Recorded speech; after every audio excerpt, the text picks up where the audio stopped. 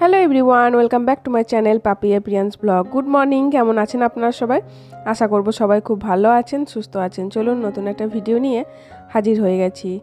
আর আজকের ভিডিওটা বেশ কিছুদিন আগের, মানে এই ভিডিওটা হচ্ছে আমার ছেলের যেদিন বার্থডে ছিল সেই দিনের। তো ভেবেছিলাম যে আর সেদিনকার কোনো ভিডিও শেয়ার করব না, যেহেতু আমি সেদিন কোনো ভিডিও বানাইও নি। আগের বছর যেমন আমি একটা সারাদিনের একটা ব্লগ বানিয়েছিলাম, কিন্তু এবারে আমি সেরকম কিছু ভিডিও শ্যুট করিও নি, আর মন মেজাজও সেরকম ভালো ছিল না করার মতো, তো সেই কারণে করিনি। তবে ছোট্ট ছোট্ট একটু একটু ভিডিও ক্লিপস আমি করে রেখেছিলাম, যেগুলো স্মৃতি হিসাবে তো সবসময় রেখেই দিই। ছেলের বার্থডে আজ ব্লগ বানাচ্ছি বা আমি ভিডিও করছি, ইউটিউবে ভিডিও বানাচ্ছি বলে নয়, ছোট থেকেই মোটামুটি ওর একদম যেদিন থেকে হয়েছে সেই তখন থেকেই কিছু কিছু ভিডিও ক্লিপস তো মোবাইলে থেকেই যায়, তো করে রেখেছি। যেগুলো ভালো লাগে সেইগুলো স্মৃতি হিসেবে রাখা যায়, সেগুলো পরে দেখাও যায়। সেরকম অনেক ভিডিও ক্লিপস আছে অনেক ছোটোবেলার, সেগুলো এখন দেখলে ভালো লাগে। মনে হয় যে ছেলেটা কত তাড়াতাড়ি বড় হয়ে যাচ্ছে, ছোটোবেলাটাই মনে হচ্ছে ভালো ছিল। তো যাই হোক, সেই রকমই কিছু কিছু ভিডিও ক্লিপস আমি করে রেখেছিলাম, সেইগুলো একটু করে আপনাদের সাথে শেয়ার করব। খুবই সামান্য, খুব বেশি কিছু নয়। তবে সকালের পুজো যেমন রোজ আমি পুজো করি, সেরকমভাবেই আজকে পুজোটা করছি। যেমন নিত্য পুজো আমি করে থাকি, সেরকমই আজকের পুজোটাও সেইভাবেই করছি।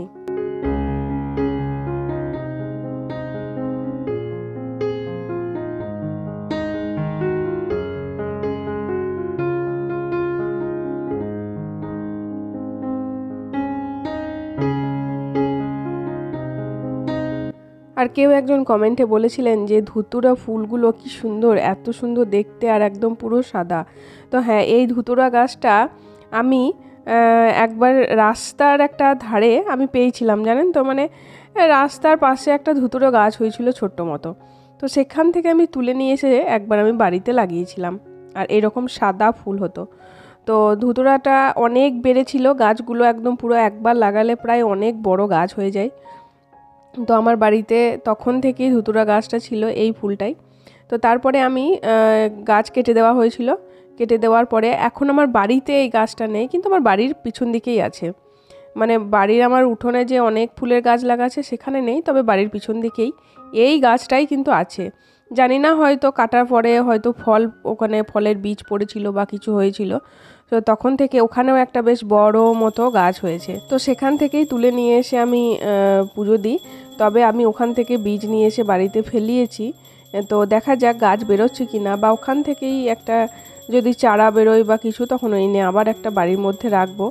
কারণ বাড়ির মধ্যে যদি ফুল থাকে না, তাহলে আর চিন্তা করতে হয় না যে ফুল নিয়ে। যেমন এখন অনেক ফুল কম বাড়িতে, এখন অপরাজিতা ফুটতে সবে শুরু করেছে, এখন প্রচুর পরিমাণে অপরাজিতা ফুল ফুটছে। বর্ষার সময় তো আরও অনেক হবে। আর গাঁদা ফুল তো একদম কমে গেছে, আর তো ফুটছেই না।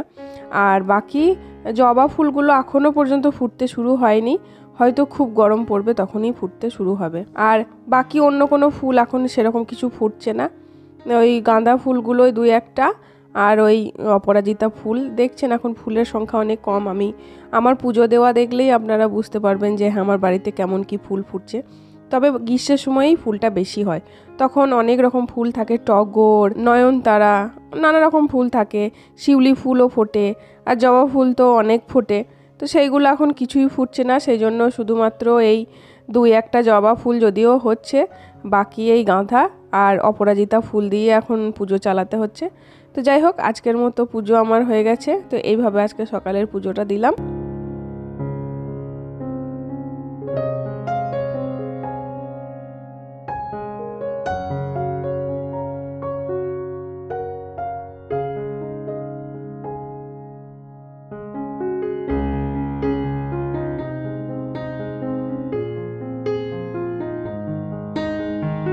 তো এদিকে আমার পুজো হয়ে গেল, আর ছেলে স্নান টান করেছে।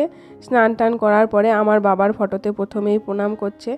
বাকি আর বাবাকে নিয়ে আর কত কথা, যত কথা আজকে দিনে কম বলবো মনে হয়, যতই বেশি কম বলা হবে। তো যাই হোক, বাবাকে প্রণাম করে আসার পরে ও ঠাকুর ঘরে এলো প্রণাম করতে। আর প্রত্যেক বছরই গোপালদের চকলেট দিয়ে ও প্রণাম করে, তো সেটাই করছে। আর আজকের দিনে প্রত্যেক বছর ওকে সকালের দিকে আমি একটা পাঞ্জাবি পরাই, স্নান টান করে ও পাঞ্জাবি পরে যেখানে পুজো দেওয়ার সেখানে পুজো দিয়ে আসি, বা ও ভাতটাও যখন খায় তখন পাঞ্জাবিটা পরে। কিন্তু সেটারও ব্যবস্থা এবছর আর করতে পারিনি, নতুন জামা কাপড় পরতে হয়, তাই একটা নতুন জামা প্যান্ট পরে ও কিন্তু প্রণামটা করলো। আর এদিকে আমি বাজারে থেকে একটু ফল নিলাম, ফল নিয়ে এলাম একটা মন্দিরে পুজো দিতে, যেখানে আমার শ্বশুরবাড়ির তরফ থেকে যেটা শাসনতলা বলে সেখানেই। তো আমি এখানকার কোনো ভিডিও আমি আপনাদের সাথে শেয়ার করলাম না, শুধু মন্দিরের ভিডিওটাই শেয়ার করলাম, কারণ এটা একটা মনসা মন্দির, এখানে খুব জাগ্রত মনসা মা মনসা এখানে আছেন। তো সেই জন্য আমি ইচ্ছা করেই ভিতরের কোনো ভিডিও ক্লিপস আমি নিইনি। তো পুজো হয়ে গেছে, এবার বাড়ি ফিরবো। আর রান্না বান্না করেই আমি এসেছিলাম পুজো করাতে, তো এখান থেকে ফিরতে প্রায় 1-1:30 হয়ে গেছিলো। আর এসে আমি ছেলেকে প্রত্যেক বছরই 5 রকম হোক বা 7 রকম হোক ভাজা বাকি কিছু সবজি দিয়ে কিন্তু আমি ছেলেকে খাওয়াই। তো খাই না কিছুই, কিন্তু তবুও ওই একটা দিন 7 রকম 5 রকম ভাজা দিয়ে খাওয়ায়। আর মাছও খায় না, ও কোনো কিছুই খায় না, মাছটা ধরে শুধু বলছে যে মা একটা ফটো তোলো। মানে অন্য বছর কি করি, একটা বড় মাছের মাথা নিয়ে ওর মুখের সামনে ধরে ফটো তুলি, তো সেই জন্য আর কি। আর এখানে ও খাচ্ছে আর আমার ভাইয়ের সঙ্গে গল্প করছে, আর এইরকম করে আর কি খেলা করছে, আর বলছে এত এত খাবার, মানে ও তো কিছুই খাবে না, জাস্ট ওই ভাজাগুলো খেতে পছন্দ করে, হয়তো একটু আলু ভাজাটা খেতে ভালোবাসে, কিন্তু মাছও খায় না, তেমন কিছুই খায় না, শুধুমাত্র আমার করা হয় এই যা। কিন্তু তবু আমি করি, এই একটা দিন করি। আর এখানে ও আমার ভাইয়ের সাথে পাশে গল্প করছে, ভাই আমার পাশেই বসে আছে, ভাইয়ের সাথে মজা করছে, আর এইভাবে ও খাচ্ছে। আর তারপরে সন্ধেবেলায় একটু ওর মতো করে ছোট্ট করে একটু ডেকোরেশন করে একটু কেক কাটা, বাস এইটুকুই। এর বাইরে আর সারাদিনের মধ্যে কোনো কিছুই করিনি। আমি একটা ভালো জামা কাপড়ও পরিনি, মানে জাস্ট যেমন বাড়িতে যেমন নর্মালি থাকি সেরকমভাবেই কিন্তু দিনটা কেটেছে। কারণ হয়তো অন্য অন্য দিন হয়তো এর থেকে ভালো থাকে, কিন্তু সেই দিন মন মেজাজটা বেশি খারাপ, কারণ প্রত্যেকটা মুহূর্তে বাবার কথা ভুলতে পারিনি।